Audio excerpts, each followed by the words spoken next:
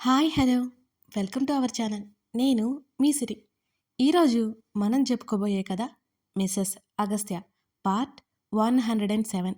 ఇంకా మన ఛానల్ని ఎవరైనా సబ్స్క్రైబ్ చేసుకొని వాళ్ళుంటే తప్పకుండా సబ్స్క్రైబ్ చేసుకోండి, లేకపోతే వీడియో ఫీడ్లో మిస్ అయిపోతుంది. ఇక కథలోకి వెళ్దాం. అప్పటికే నగరాన్ని చీకటి కమ్మేసుకుంది. కళ కనిపించాలని ఆశతో వెళ్తూనే ఉన్నాడు రామ్, వెతుక్కుంటూనే. మరోవైపు అగస్త్య ఇంటికి రావడం ఆలస్యం. కనీసం అతను ఫ్రెష్ అవ్వకుండానే బెంగగా కౌగిలించుకుంది శ్రీధ. ఐ హేట్ యు అంటూ చుట్టుకుపోగానే ఫ్రెష్ అవ్వనివ్వు అంటూ ఆమె తల నిమిరాడు. నేనసలు గుర్తులేదు నీకు, కాల్ కూడా లేదు, మర్చిపోయావు కదా నన్ను అలకగా అడుగుతూ తల ఎత్తి చూసింది శ్రీధ. అవి నానమ్మ అని అడిగాడు గదిలో కూతురు కనిపించకపోవడంతో. బామ్మ గదిలో ఉంది, అక్కడే పడుకుంది. నేనే అలవాటు చేస్తున్నానులే. ముందు ముందు నేను అడిగిన దానికి నువ్వు ముందు సమాధానం చెప్పు. అతన్ని వదలకుండానే అడిగింది శ్రీధ. ఫ్రెష్ అయి వచ్చి చెప్తాను అంటూ ఆమెను వదిలించుకుని స్నానానికి వెళ్ళిపోయాడు అగస్త్య. అతను బయటికి వచ్చేసరికి మంచం మీద పద్మాసనం వేసుకుని మరీ కూర్చుని ఉంది శ్రీధ. టవల్ చుట్టుకుని బయటికి వచ్చి బట్టల కోసం కబోర్డ్స్ వైపుకు వెళ్ళగానే ఇవిగో అంటూ బెడ్ మీద చూపించింది. వెనక్కి వచ్చి వాటిని తీసుకుని వేసుకున్నాడు అగస్త్య. ఆమెకి ఎదురుగా కూర్చొని ఆమె వైపు చూశాడు. ముచ్చుమొహం వేసుకుని అతన్నే చూస్తోంది శ్రీధ.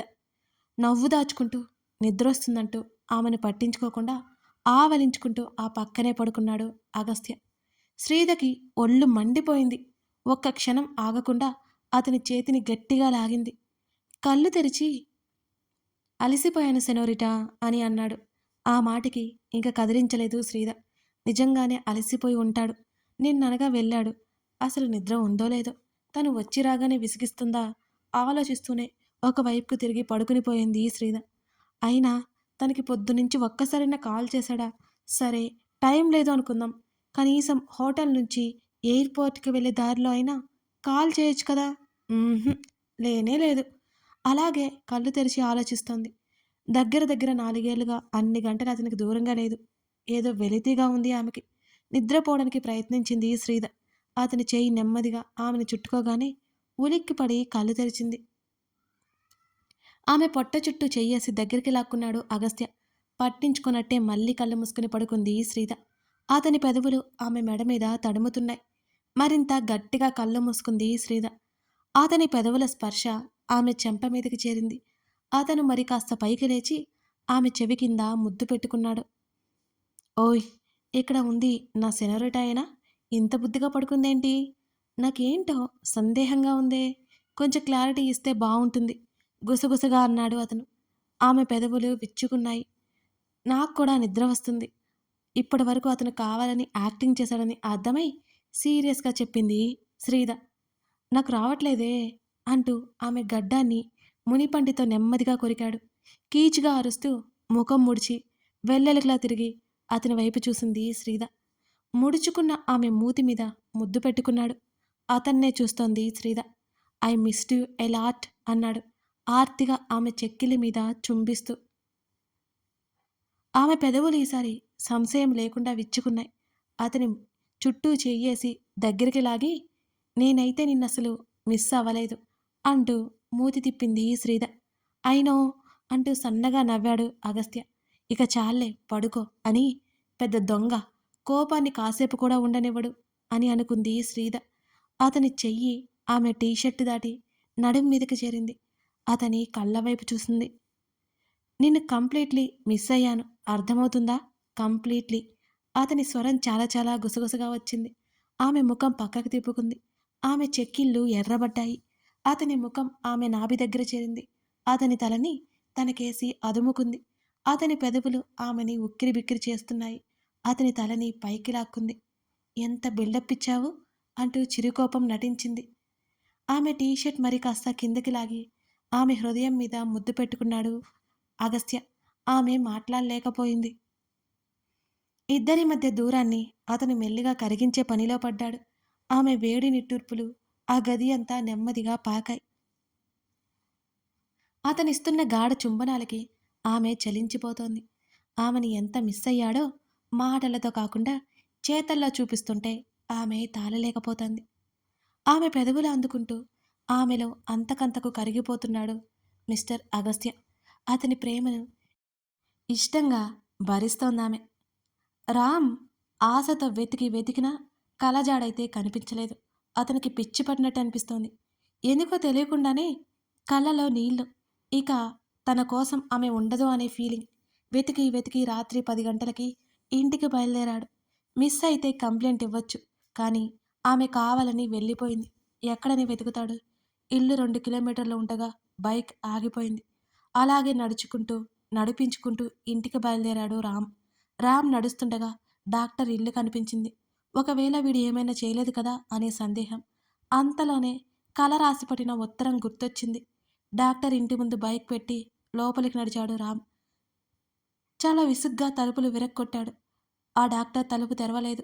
అదేం పెద్ద ఇల్లు కూడా కాదు. వినిపించకుండా ఉండదు. ఇంకా చిరాకు వచ్చేసి గట్టిగా బాదాడు. అసలు ఉన్నాడా పారిపోయాడా? మధ్యలో ఒకసారి కనిపించాడు. రామ్ కొట్టిన దెబ్బకి కోలుకోవడానికి చాన్నాళ్ళు పట్టింది అతనికి. మరో 5 నిమిషాల తర్వాత తలుపు తెరుచుకుంది. రామ్ లోపలికి చూశాడు. రామ్ని చూసి ఆ డాక్టర్ ఉలిక్కిపడ్డాడు.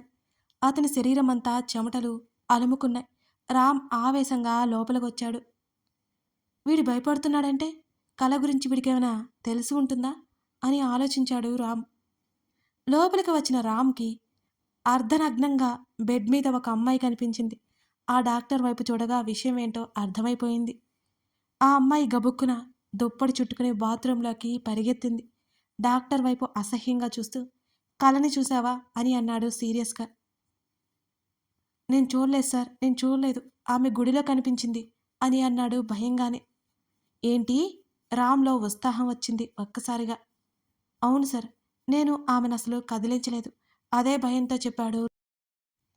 ఎక్కడ చూసావు నువ్వు?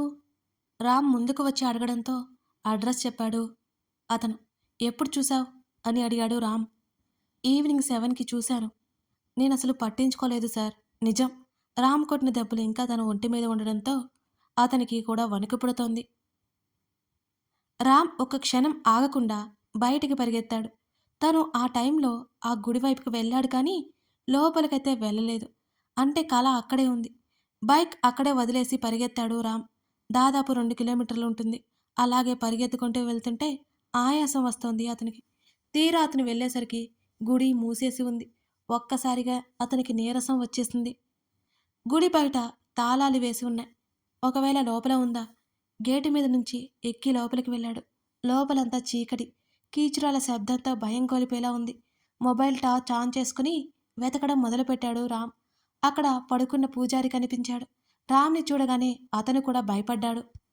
అప్పటికే ఆయాసంతో నడుం మీద 2 చేతులు పెట్టుకుని అలుపు తీర్చుకుంటున్నాడు రామ్. ఆ పూజారి లేచి కూర్చుని రామ్ వంక భయంగా చూశాడు. నన్ను చూసి భయపడకండి అంటూ పాకెట్లో నుండి ఫోన్ బయటికి తీసి, ఈ అమ్మాయి నా వైఫ్, కనిపించడం లేదు అంటూ అప్రయత్నంగా వైఫ్ అని చెప్పేశాడు రామ్. ఆ పూజారికి శ్రీకళ ఫోటో చూపించాడు. అతను లైట్ వేశాడు. ఈ అమ్మాయా అని ఆశ్చర్యంగా ముఖం పెట్టి మరీ అడిగాడు. ఆయన అలా అడిగాడు అంటే ఆయనకి తెలిసే ఉంటుంది అని అనుకున్నాడు రామ్. అవును, తనే. సాయంత్రం నుంచి కనిపించడం లేదు. మీకు తెలిస్తే చెప్పండి ప్లీజ్ బ్రతిమాలినట్టు అడిగాడు రామ్. ఆ ఫోటో వైపు పరీక్షగా చూసి ఫోన్ రామ్కి తిరిగి ఇచ్చేసి, మా ఇంట్లోనే ఉంది రండి అని అన్నాడు. రామ్ ఆశ్చర్యపోయాడు. అతనికి చెప్పలేనంత ఆనందం కలిగింది ఆ నిమిషం. ఉన్న ఒక్క శ్రీకళని కోల్పోతాను అనుకున్నాడు ఇప్పటివరకు. ఆయనతో పాటు పరుగున బయటికి వచ్చేశాడు. ఆ పక్క సందులో ఉన్న చిన్న ఇంటికి వెళ్ళాడు.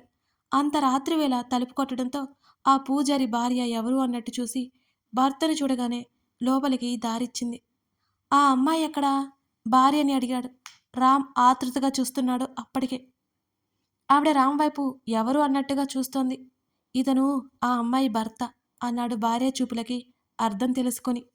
వెళ్ళిపోయిందిగా. ఆమె మాటలకు రామ్కి ప్రాణం పోయినట్టు అనిపించింది. వెళ్ళిపోయిందా? ఎక్కడికండి? ఎప్పుడు?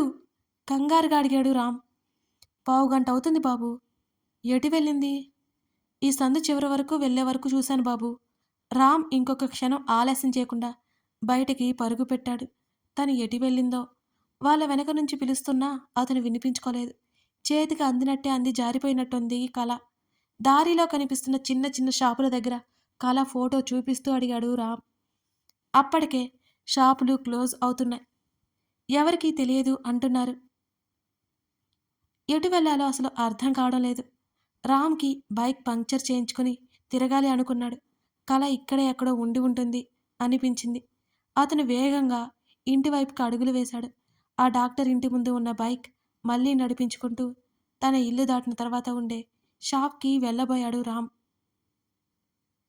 రామ్‌కి తన ఇంట్లోకి ఎవరో వెళ్తున్నట్టు అనిపించింది. అతని అడుగులు వేగంగా ముందుకు పడ్డాయి. బైక్‌ని లోపలికి తీసుకెళ్లి స్టాండ్ వేసి తలుపు తెరుచుకొని లోపలికి వెళ్ళాడు. తను తలుపుకి తాళం వేస్తే ఎవరు తెరిచారు? అర్థం కాలేదు. తను లేనిది చూసి ఎవరైనా దొంగ వచ్చి ఉంటాడా? సీరియస్‌గా లోపలికి వెళ్ళాడు రామ్. ఆ దొంగ బయటికి వెళ్లకుండా తలుపులు కూడా మూసివేశాడు. అతను ఊహించినట్టుగా బెడ్‌రూమ్ తలుపులు తెరుచుకొని ఉండడంతో అటుగా నడిచాడు రామ్. వెళ్తూ వెళ్తూ చేతిలో ఫ్లవర్ వాజ్ పట్టుకున్నాడు. నెమ్మదిగా బెడ్‌రూమ్ తెరిచి ఫ్లవర్ వాజ్ ఎత్తి పట్టుకొని, ఎవడ్రా నువ్వు? మసక వెలుతురులో కనిపించిన ఆకారం మీదకి ఎత్తాడు. బావా! కళ అరిచింది. ఆ గొంతు గుర్తుపట్టి కొట్టేవాడల్లా చేతిని వెనక్కి తీసుకున్నాడు. వెంటనే లైట్ ఆన్ చేశాడు. రామ్ ఎక్కడ కొట్టేస్తాడో అని ముఖానికి చేతులు అడ్డు పెట్టుకుని భయం భయంగా నిలబడింది కళ. ఎదురుగా కళ కనిపించగానే రామ్‌కి అది నిజంగా కలలా అనిపించింది. చేతిలో ఉన్న ఫ్లవర్ వాజ్ పక్కన పెట్టేసి నెమ్మదిగా ఆమె వైపుకు నడిచాడు. రామ్ దగ్గరికి వస్తుంటే కళ భయపడింది. ఆమె కళ్ళల్లో బెదురు అతని చూపు దాటిపోలేదు. ఇప్పటి వరకు ఎక్కడికి వెళ్ళావు? అతను చాలా మృదువుగా అడిగినా కళకి మాత్రం అతను కోపంగా అడిగినట్టే అనిపించింది. భయంతో మరో 2 అడుగులు వెనక్కి వేసి ఏడ్చి, అది అది గుడికి వెళ్ళి వస్తున్నాను బావా అని అంది. అతను కొట్టేస్తాడేమో అనిపించింది కళకి. రామ్ తనలో తాను ఆలోచించుకోసాగాడు. కళని ఇంత బాధ పెట్టాడతను. చూడగానే బెదిరిపోతుంది అనుకున్నాడు. అతను ప్యాంట్ పాకెట్‌లో ఉన్న లెటర్ తీసి ఆమె ముందు పెట్టాడు రామ్. అది చూడగానే వణికిపోయింది కళ. ఏంటిది? అని అడిగాడు ఆమె వైపు నడుస్తూ. వెనక గోడకు తగిలి ఆగిపోయింది కళ. అది అది ఆమె ఏడుస్తోంది. రామ్ ఆమెని సమీపించగానే అతని కోపాన్ని భరించాలంటే భయమేస్తుంటే అలాగే కింద కూలబడి మోకాళ్ళ దగ్గరికి ముడుచుకుంది. సారీ బావా! ఇంకోసారి వెళ్ళను అతని వైపు బెరుగ్గా చూస్తూ చెప్పింది. ఒక్కసారిగా జాలి ముంచుకొచ్చింది అతనికి.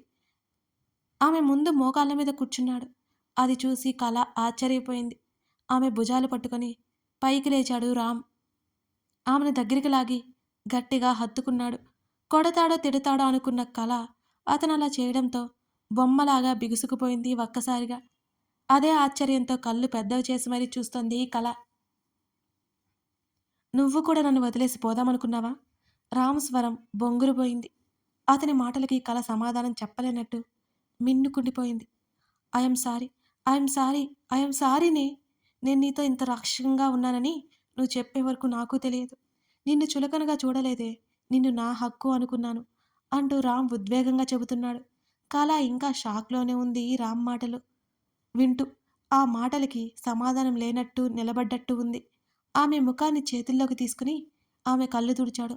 ఆమె తెల్లటి ముఖం ఎర్రగా కందిపోయింది. నన్ను వదిలేసి పోవద్దే. అతను అత్యంత దీనంగా జాలిగా అడుగుతుంటే కళ్ళు నోరు వదిలేసి చూడసాగింది కళ. అసలు కళ మళ్ళీ ఎందుకు తిరిగి వచ్చిందో. ఎందుకైనా రాని అతను మళ్ళీ తిరిగి వెళ్ళనివ్వడు. చెప్పవే చెప్పు. నన్ను వదిలేసి వెళ్ళిపోతావా? ఆమె భుజాలు పట్టి ఊపుతూ అడిగాడు రామ్. బావా! అదే ఆశ్చర్యంతో పిలిచింది. అసలు అతనేనా అనుకుంది. నువ్వు లేకపోతే నేను పిచ్చివాడిని అయిపోతానే. బ్రతకలేను. మళ్ళీ దగ్గరికి లాగి కౌగిలించుకున్నాడు రామ్. అతని కన్నీళ్లు చూసి కళ చలించిపోయింది. అతని పట్టులో ఆమె మీద ఇష్టమో, ప్రేమో ఇంకేవో తెలుస్తున్నాయి. చెప్పవే చెప్పు. ఎక్కడికి వెళ్ళను అని చెప్పు అంటూ ఆమెను అలాగే కౌగిలించుకొని అడిగాడు రామ్. అతని కన్నీళ్లు ఆమె భుజాన్ని తడుపుతున్నాయి. శ్రీకళ తేరుకుంది. అతని చుట్టూ చేతులు బిగించింది. లేదు బావా, నేను ఎక్కడికి వెళ్ళను అని ఆమె ఏడుస్తూ చెప్పింది.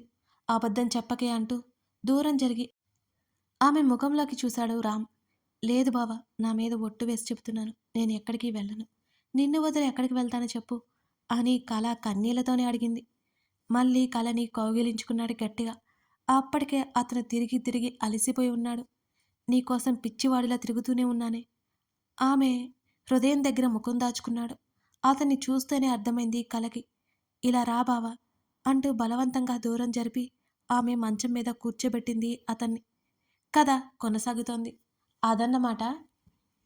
ఇంతకీ కళ ఎందుకు వెళ్ళినట్టు, ఎందుకు వచ్చినట్టు, ఆ ఉత్తరంలో రాసింది నిజమేనా? ఇవన్నీ తెలుసుకోవాలి అంటే మీరు తర్వాత భాగం చూడాల్సిందే. ఇంకా మన ఛానల్‌ని సబ్స్క్రైబ్ చేసుకునే వాళ్ళు తప్పకుండా సబ్స్క్రైబ్ చేసుకోండి ఫ్రెండ్స్. అలాగే మీరు లైక్ చేయడం మర్చిపోకండి. మన వ్యూవర్స్ అందరూ తిరిగి రావాలి కదా! మర్చిపోకండి please. Thank you for watching this video. మరో ఎపిసోడ్‌తో మనం మళ్ళీ కలుద్దాం.